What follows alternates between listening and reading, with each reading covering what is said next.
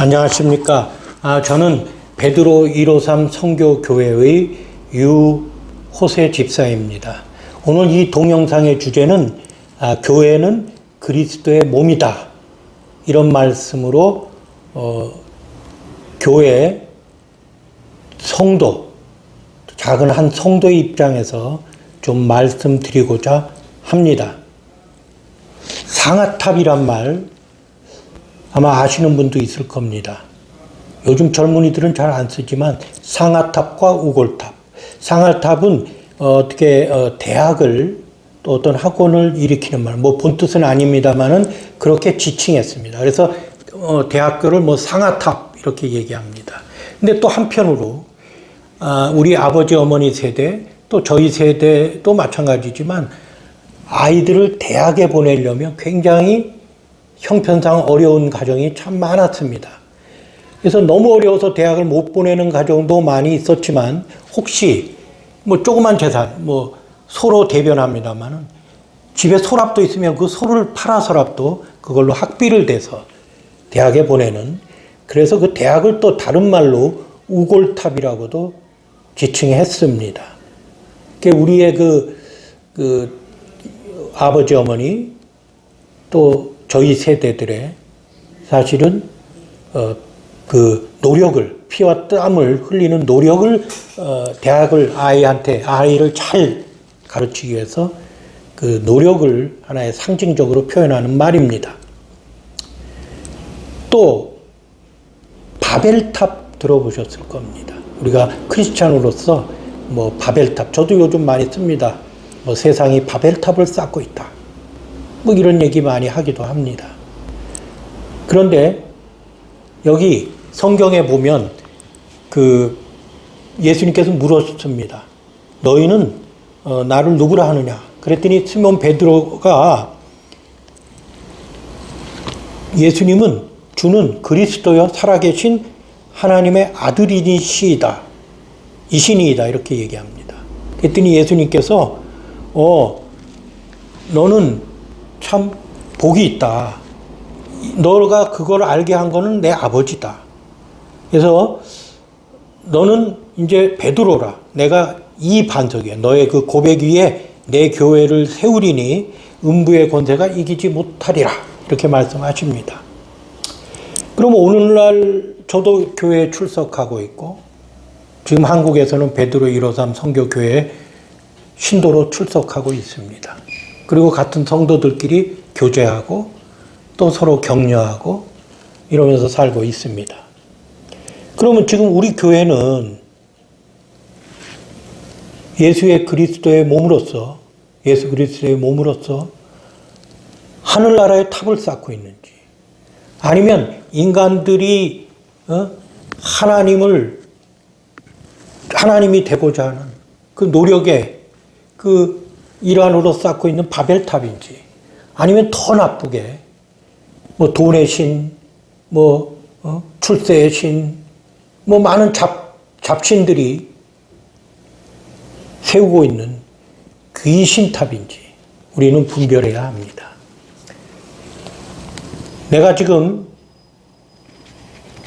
하늘의 탑을 쌓고 있지 않다면 빨리 조용히 돌아서야 합니다. 우리가 그 성경을 아주 많이 알고 풀고 설명하는 그 목회자가 말만 하는 목회자인지 아니면 그 행실이 따르는 목회자인지 우리는 구분해야 합니다. 말과 행실이 다를 때 우리는 조용히 만나지 말아야 합니다. 그렇다고 우리가 뭐 싸우고 뭐 비판하고 이런 거 예수님도 좋아하지 않으십니다. 그래서 조용히 나의 같이 영적으로 진리로 기도할 수 있는 우리 성도들을 찾아서 같이 예배하면 되는 것입니다. 저도 그동안에 뭐 대형교회라면 대형교회에 출석한 적이 있습니다. 지금도 거기에 제가 다니는 대형교회가 뭐 지금 얘기 그리스도의 몸으로서 모자를 할지라도 세상적으로 바벨탑은 아닌 것 같고, 그래서 그런 믿음이 있고 항상 돌이켜 보면서 보고 있습니다. 같은 성도들끼리도 그렇고. 근데 그 미국에 있던 교회 목사님이 한국의 대형교회 담임 목사로 오셨습니다.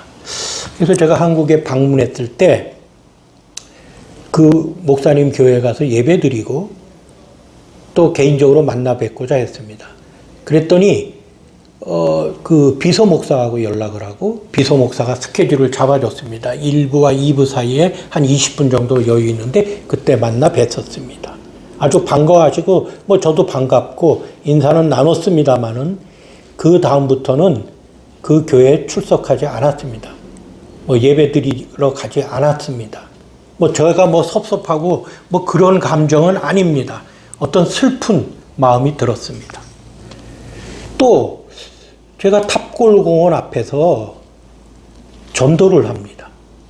특히 뭐 같이 전도하는 팀에서 약간 벗어나서 제가 한의사로서 진맥도 해드리고 남의 말도 들어주고 또 어떤 예수님도 소개하고 그러는 전도를 하였습니다.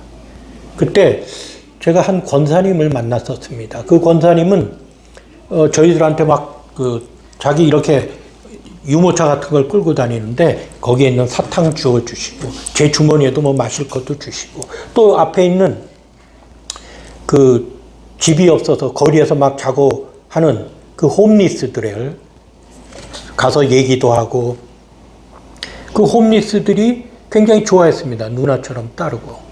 그래서 참 이 권사님 참 훌륭하시구나. 그래서 제가 이제 마침 오랫동안 좀 얘기할 그 탑골공원 앞에서 얘기할 기회가 있었습니다. 근데 그 권사님이 말씀을 나누다 보니까 이 세상과는 동떨어져 어느 정도 정신 이상적인 한 반은 정신 이상적인 면이 보였습니다. 그래서 권사님과 얘기하는데 그 권사님인즉슨 자기가 이 종로에서 그 홈리스들을 전도하고 한 7, 8명을 교회로 갔는데 그 목사님이 굉장히 기분 나빠하더라. 그 목사님이 대놓고 그 권사님께 돈도 안 되는 뭐 것들이라고 그랬던데 하여튼 뭐 돈도 안 되는 성도들을 데리고 왔다. 그래서 너무 충격을 받아서 자기가 그냥 소리 지르고 내려왔다. 그렇게 얘기하시고 또 가족 관계에서 많은 어려움을 겪어서 그 현실과는 어느 정도 정신 이상적인 그런 모습을 보았습니다. 한동안 오시다가 제가 이제 탑골공원 전도지를 옮기면서 또 뵙지는 못했습니다. 지금 제가 이 예를 드는 이유는 우리 교회가 지금 어디에 있느냐 이걸 우리 성도로서 돌아봐야 합니다. 그래서 내가 나를 돌아보고 내가 정말 예수님의 뜻에 따라 살고 있는지 아니면 또 세상에 지금 어떤 그 타락된 문화에 젖어들고 있는지 항상 살펴봐야 됩니다. 시몬 베드로가 이 마태복음에서도 보면 바로 그렇게 예수님께 이 반석 위에 내 교회를 세우리라 하셨다가 또 베드로가 예수님께서 고난받고 죽임을 당하고 3일에 살아날 것이다 이렇게 얘기했더니 막 예수님께 항변합니다. 그럴 리가 없다. 그렇게 하지 마라. 내가 가만히 있지 않을 거다. 뭐 이런 식으로 항변하십니다. 그럴 때 예수께서 베드로에게 얘기합니다. 사탄아, 내 뒤로 물러가라. 너는 나를 넘어지게 하는 자로다. 내가 하나님의 일을 생각하지 아니하고 도리어 사람의 일을 생각하는도다. 이렇게 말씀하십니다. 정말 예수님 앞에 있는 그 제자도 그런데 저희 같은 작은 성도 또 뭐 목회자들 예수님을 자꾸 입으로 자꾸 말하고 예수님을 믿으라고 하는 자들 저를 포함해서 많은 사람들이 예수님의 이 꾸짖음을 잊지 말아야 한다. 이렇게 저에게 얘기하고 우리 같이 전도 선교의 현장에 있는 우리 동지들에게 이야기합니다. 우리가 아무 생각 없이 깜빡하면 바로 이런 세상의 그 문화 속에 쩌들어 있으면서 그것이 바로 튀어나오는 그런 저를 봅니다. 우리는 세상의 빛과 소금이 되라고 말씀하십니다. 그런데 세상은 이제 너무나 어둡고 가짜빛, 조명빛 같은 그 술집의 그 휘황찬란한 그 불빛처럼 사람들을 현혹하고 있습니다. 이 속에서 정말 생명을 구원한다는 것은 너무 점점 더 힘들게 되었습니다. 제가 아마존가나 또 남미 산악지대에 가서 복음 전할 때 너무 신이 났었습니다.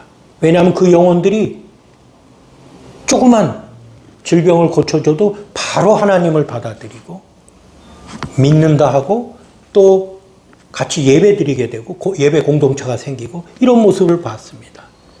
그런데 한국에 지금 와서 이렇게 하나님 은혜를 듬뿍 받은 대한민국이 이제는 어느 탑을 쌓고 있는지 눈물이 납니다. 어떻게 합니까? 그래도 우리 같은 동족입니다. 생명을 구원해야 되겠습니다. 나만 크리스찬으로서 내가 믿으면 다 하지? 아닙니다. 내 가족 구원해야 합니다. 내 친지들 구원해야 합니다. 저도 뛰어들어서 노력하지만 너무 어렵습니다. 밖에서 지나가는 사람 붙들고 예수 복음 전하는 것보다 도리어 어렵습니다. 그거는 제 잘못도 있습니다.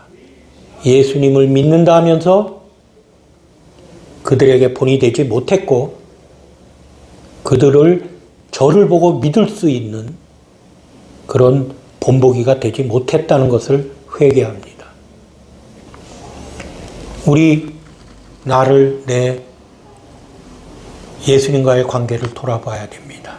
내 성령의 주신 예수님께서 주신 내 속의 성령의 말씀에 귀를 기울여야 합니다. 내 몸과 내 마음을 성령의 그 꾸짖음이나 깨우침으로 우리는 돌이켜야 합니다.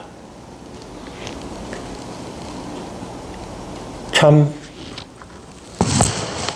대한민국이 앞으로 이렇게 타락한 교회보다 조용한 곳에서 정말 세상적으로는 보잘것없지만 오직 복음을 전하는 그런 목회자들도 제 주위에 참 많이 있습니다. 그분들 때문에 행복합니다. 그렇지만 가장 근본적인 것은 예수님이 주신 성령과 함께 대화하면서 그 영혼 깊은 곳에 즐거움, 기쁨을 누리고 평강을 누리고 또 평안히 죽어서는 영원한 하나님 나라에 갈 수 있다.